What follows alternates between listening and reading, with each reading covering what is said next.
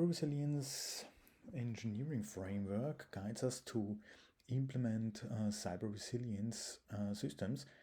But before we can take actions and implement cyber resiliency in organizations, we need to step back and get a focus on the organization as a whole, as cyber resiliency is addressing the different departments and domains of an organization, like the technical, social, and psychological aspects simultaneously.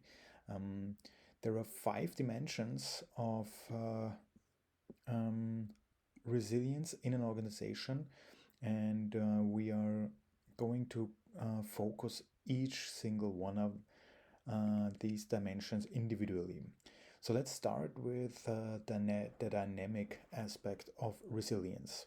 Resilience is dynamic, and that means resilience activities need to be, of course, performed before, during, and after a fault or a shock occurs. That means you need to adapt in a very flexible way, which implies that resilience can only be achieved through a very cyclical and cumulative process in which organizations that strive to be resilient prepare themselves to be confronted with a variety of risks with different severity and frequency.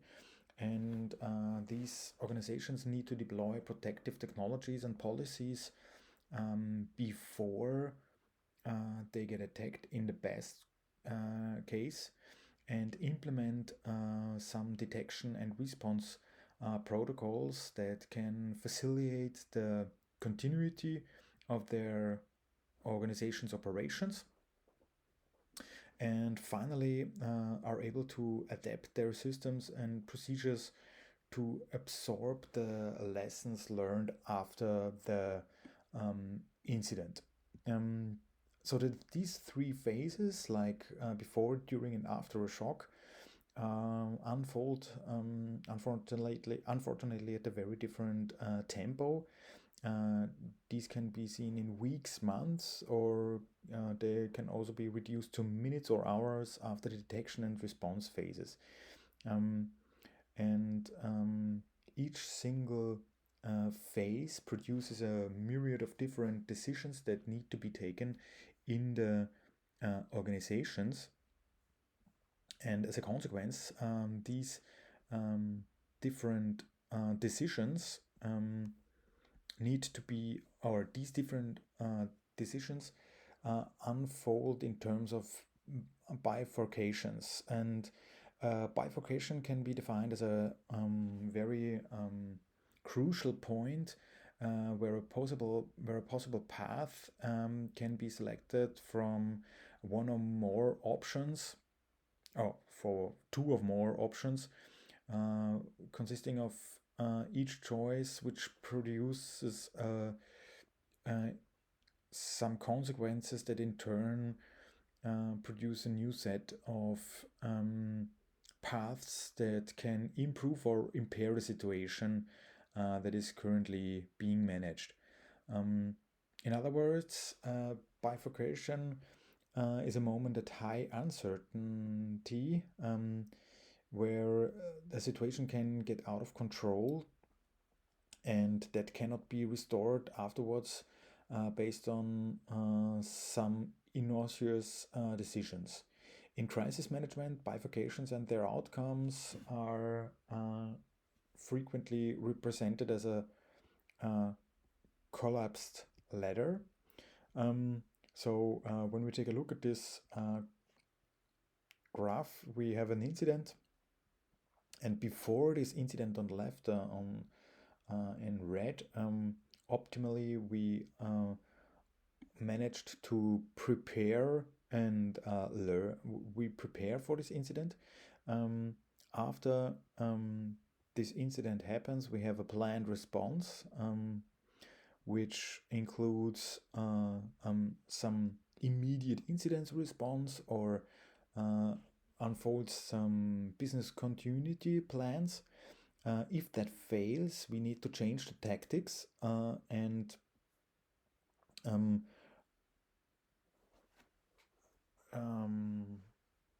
adapt to the new circumstances. If everything succeeds and we are able to recover from this incident through our planned response, we successfully recovered, or the organization successfully recovered, and we are able afterwards to learn from these planned response tactics or the recovery tactics, and this is the input for our learning phase, which itself is the input for the preparation phase. So as you can see here, the more failures we have in the system after our planned response, the more steps we need to take to adapt to this new circumstances. And this is a very crucial part in cyber resilience, to be described as a very dynamic nature of resilient systems. So the second aspect of resilience is that it is, of course, networked. Decision making, as we learned in the dynamic aspect of resilience, this is decision making in the context of some resilient organization is not limited to a narrow process which involves a very small group of risk or crisis managers. It is not isolated in an ivory tower of planning and solving resilience incidents, but on the contrary, it's embedded in modern organizations with very complex interdependencies, which have effects on each other, and resilience cannot be fostered in isolation, but must be strongly correlated within the organization or outside the organization to linkages which rely on a very strong trust relationship. That means to be able to be resilient in an interconnected world, you of course need to build alliances of trust with other companies, with customers, with supporters, and this networked aspect is particularly vital for organizations which face transboundary crises like the COVID pandemic, or some critical infrastructure failures, because such big incidents like the COVID pandemic cannot be solved by a single organization, but needs to be reacted in. It need to be covered by a community or an interconnected organization with the cooperation of different organizations and different companies cooperating and developing ties across business and functional units to coordinate during a crisis. This is a very interesting aspect of resilience, as it sometimes is a very strong opponent to isolated operations, which in traditional cybersecurity organizations sometimes still are in place, and the success of cyber resilient tasks is very much tied to the possibility and the will of the organizational management to interconnect with other um, entities like standardization committees or even other companies in the same field to work on a strong resilience approach uh, in the organization. So, in practice, formal procedures can quickly be superseded by informal mechanisms when an organization is facing a crisis. And this is a very interesting aspect as resilient resilient organizations need to nurture strong and weak ties with suppliers, customers, but even other competitors to be able to face crisis together. Like, for example, as I mentioned, the Corona crisis and the epidemic. Um, Organizations which are isolated and do not interconnect with others um, have a higher probability to not respond quickly enough or in to cover all the aspects of such a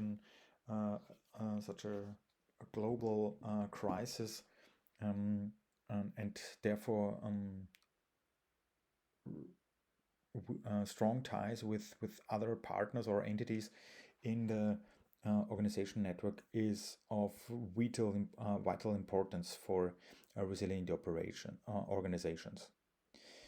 Um, the third aspect of resilience is that it needs to be practiced a lot, and it needs to be uh, um, uh, a resilient organization needs to build up an expertise, which are very often, the results of thorough planning efforts. Um, to um, um, state Churchill and Eisenhower, which are with in a slightly different wording. Plans are of little importance, but planning is essential. What they said so eloquently. Um, what these crisis managers knew was that, however, it might be tempting to remain fixed on some rigid plans and playbooks which provide comfort in the face of unpredictability. The value resides less in the content of such playbooks than more in the latent organizational capacities, which is a result of the design of these playbooks and a regular exercise which helps to cultivate these plans. So, what does it mean for cyber resilience? While resilience is not an approach which can be improvised strongly during an adverse event, the improvisation skills of those which are in charge of managing such crisis is essential. So let's take a metaphor of jazz improvisation in the music genre, which is very appropriate to explain the complex interplay between practice and creativity. So that means jazz differs from other musical styles which follow a very strict written script and rely on a conductor. Jazz, in contrast, enables jazz musicians to learn to create musical pieces from very very little on very minimal structures, and to become comfortable with a very turbulent task environment. So they need to um, learn to communicate. So the band members of um, chess groups need to learn to communicate seamlessly through very minimal signals like hand signals or eye contact, to trust each other and to take calculated risks when performing a solo. So, for example, from a saxophone solo, um, um, all other band members need to trust the saxophone player to play pretty well and seamlessly integrate into the overall improvisation music. Um, this is a very strong metaphor for how cyber resilience tasks can be adopted to that the management in charge needs to be pretty um,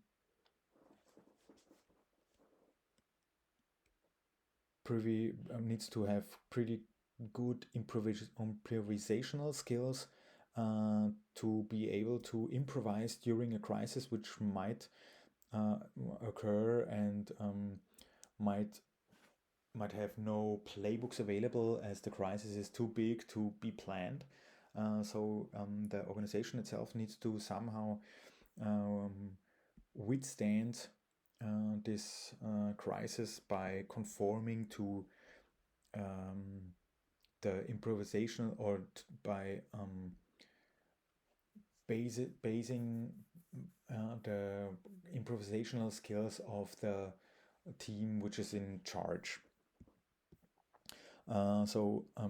The downside is that badly designed crisis rehearsals generate boredom in the team, and this is a very dangerous complacency which undermines true organizational resilience.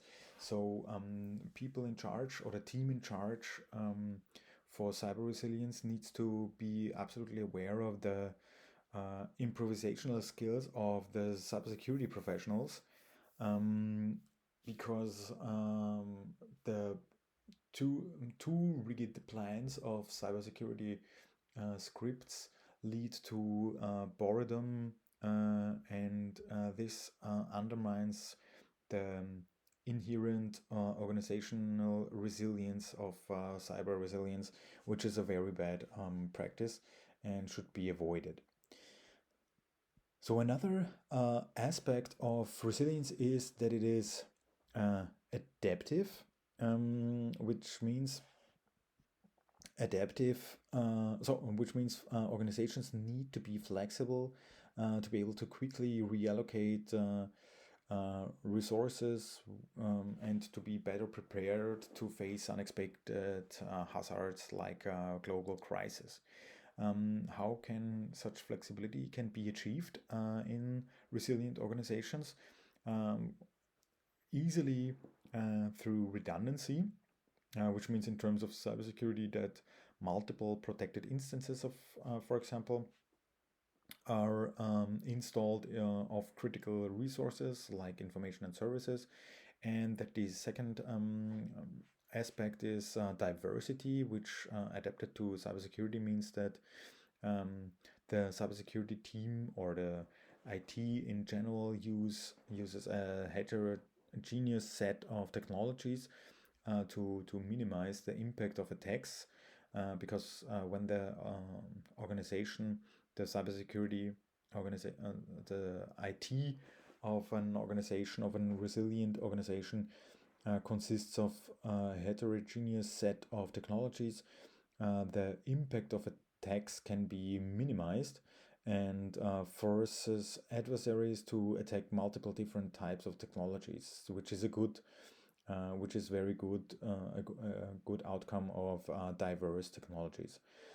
So this is the good news. The bad news is, in terms of performance and efficiency, these aspects, of course, may prove challenging because when you try to set up a new technology stack, it's of course challenging to set up different stacks because the complexity of one stack can be overwhelming, and several stacks to manage several stacks is even more challenging. So this is a dilemma which explains why this why so many organizations struggle to create cyber resilience, as basically they need to balance uh, the uh, the complexity of redundancy in terms of multiple protected instances and diversity, very heterogeneous stack of technologies, versus uh, performance and efficiency budget wise in the um, administration of the organizational IT services. So this is um, these are the two forces that need to be balanced pretty well in cyber resilience. Another aspect of a resilient organization is that resilience needs to be contested. As we mentioned before, the tension between performance oriented and resilience oriented mindsets requires often a compromise between efficiency and adaptability. A very adaptive IT stack is maybe not the most efficient one, and the very efficient IT stack is maybe not the most adaptive one. So um, uh, these two dimensions are in a constant tension and need to be balanced to create a very well organized cyber resilient organization.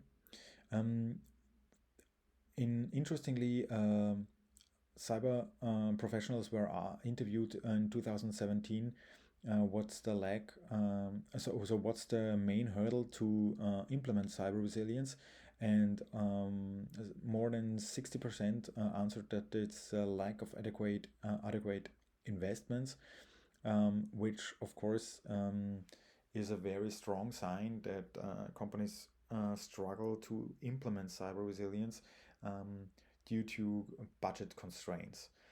But it's not only the lack of resources and time which create barriers for cyber resilience, it's also the increasing uncertainty of different cyber risk threats that today's organization are facing, and these this current cyber risk landscape leads to a higher probability of the management team to underestimate the chance of hazards or adverse events. That's the bad news. So um, it's not only the lack of adequate investments, but also a lack of um, know-how somehow. But the good news is the know-how is out there. There are many different regulations and standards which are currently which are released. We will take a look at this shortly, and it's rather easy for today's cybersecurity experts to adopt these standards to be able to implement a cyber resilient um, system. So let's take a look at the cyber resiliency engineering framework, which is stated here.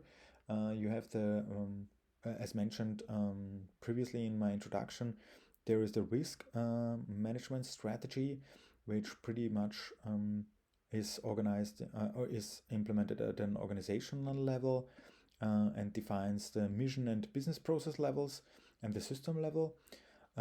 It determines and prioritizes a set of goals which need to be anticipated and to be able to withstand and recover from and adapt to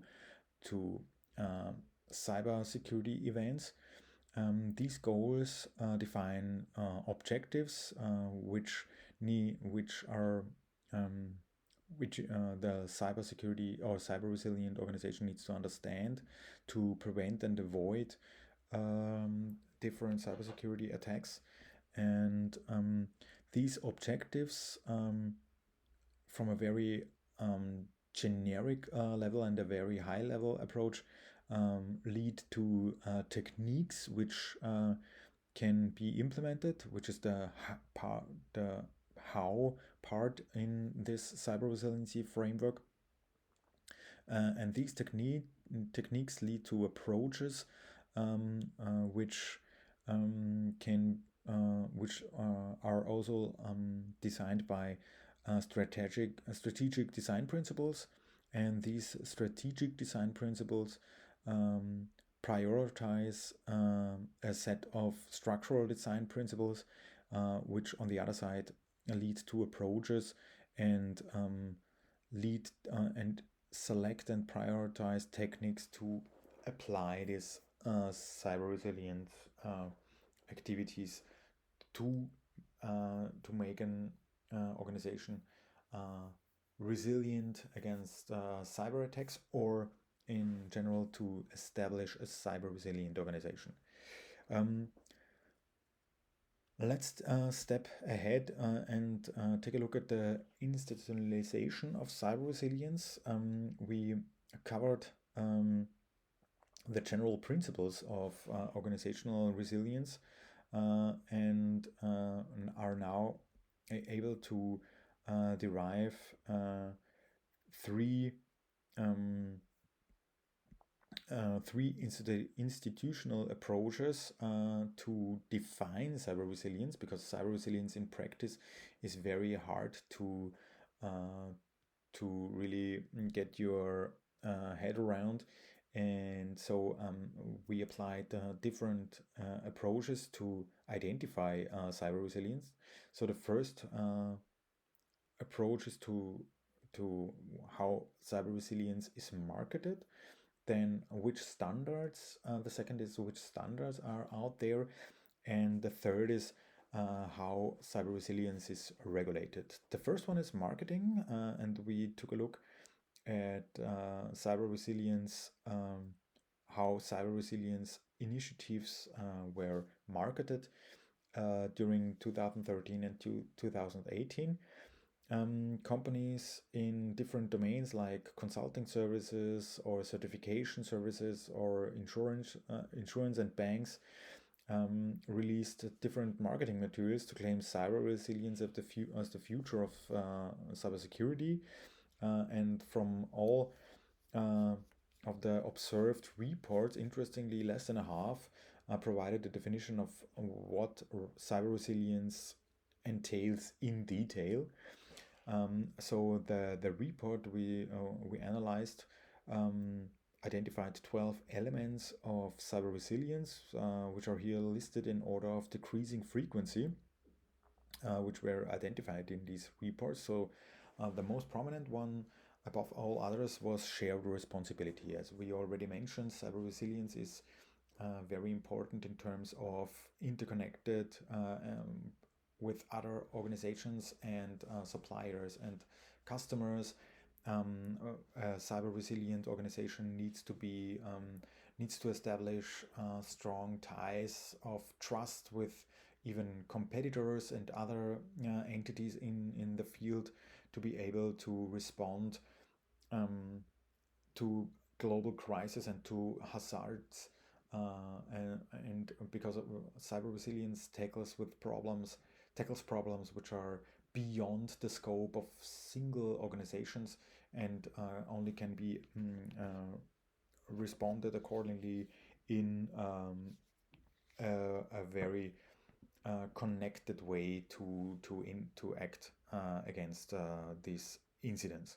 The second most prominent element was detection of threat, which of course is very easy to understand because threat detection is rather interesting and prominent. Incident response was also the third popular element.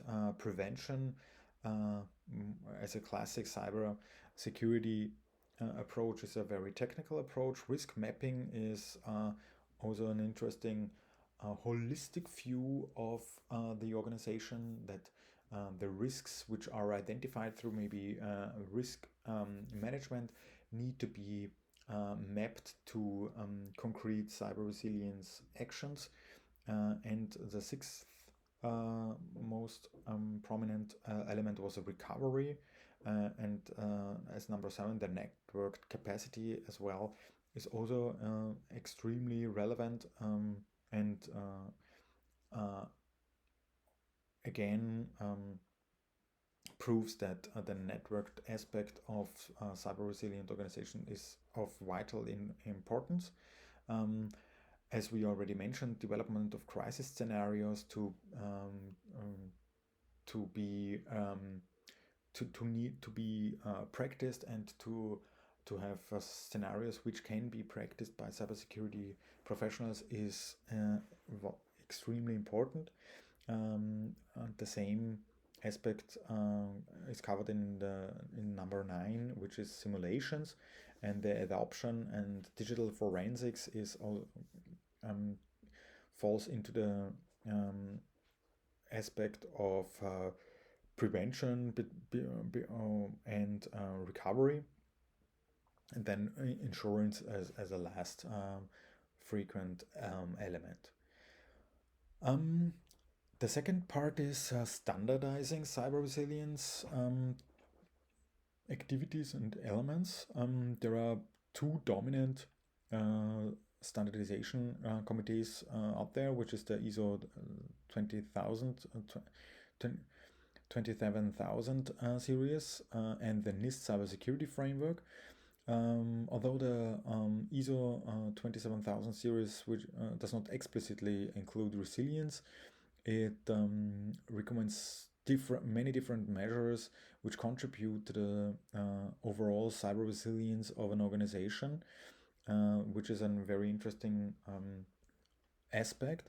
The NIST, on the other side, released a guide, a very concrete guide to cyber resilience, which adopts a very technical approach and is less concerned with the overall resilience of organizations than with the survivability of their digital assets. And I want to mention explicitly here the most detailed standard for cyber resilience, which is the CERT resilience management model developed at Carnegie Mellon University. So if you are interested in that, there is a link in the description of this video. It is a very big document covering 860 pages, but it is organized around 26 different process areas, which break down into 94 specific goals and 256 specific practices. So overall, this is the most detailed standard for organizations to follow, and is also the one the Homeland Security in the US is examining if you want, as an organization, get to certified, which is available for the Department of Homeland Security to help organizations to evaluate their level of cyber resilience. So the CERT RMM is providing a self-assessment tool which is more focused on cyber risks, and is also interestingly compatible with the NIST cybersecurity framework, and is can be used to help organizations to evaluate their level of cyber resilience. And of course, as last part, the regulation of cyber resilience. The increasing likelihood and severity of cyber risks, which affect different organizations, has a potential to, of course, destabilize the whole system or the whole domain in which these organizations operate. This has spurred regulatory agencies to develop a broad range of assessments and compliance tools to help to strengthen the cyber resilience of institutions they oversee. Most prominently ones are the financial institutions, which see a very strong regulation from institutions which aim to regulate cyber resilience acknowledgements. For example, the central bank in Austria or in the European Union is working on regulating cyber resilience activities, and I will also provide the link for the cyber resiliency activities from the European Union, so you can take a closer look, because to cover all of these cyber resilience regulations is out of the scope of this lesson today.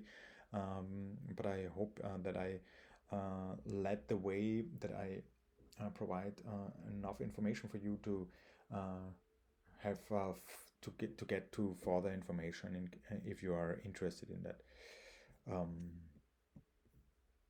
Yeah.